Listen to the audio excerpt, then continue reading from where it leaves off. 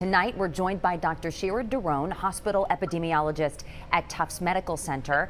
Thanks for being with us. So we know starting next Wednesday, people have to wear a mask in public, outdoors, or inside places like stores. For a lot of people, that's going to mean homemade masks.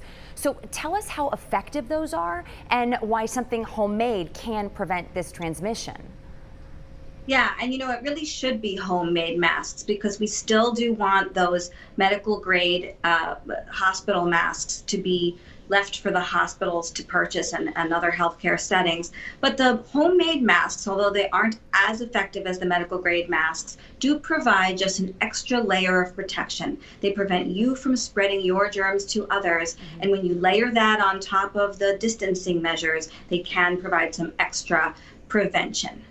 Let's talk about what we're seeing in some communities in other states. They're starting to reopen. So if these places see a reoccurrence or potentially another surge of COVID cases, how quickly do you think that would show up in test result reports?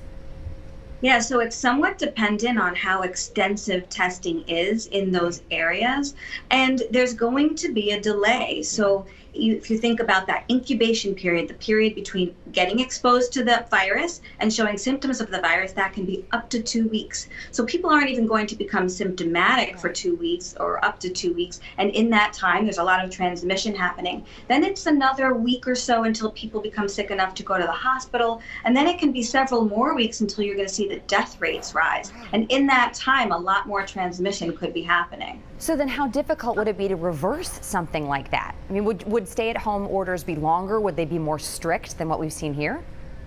Yeah, I mean, it can be very difficult to reverse that. And I think, we've seen in data that were in the history books from the flu of 1918 that the second spike can be worse than the first spike. And it can mean that distancing measures are put back in place. I guess it reminds me that there's so much we don't know. There is a new study out from researchers at the University of Minnesota. They are predicting that the pandemic could resurge. So there would be multiple waves for the next few years until there's some kind of global immunity to this. If that happened, is there any idea if the severity of these cases, the COVID cases, would diminish over time or it would stay the same as what we've seen?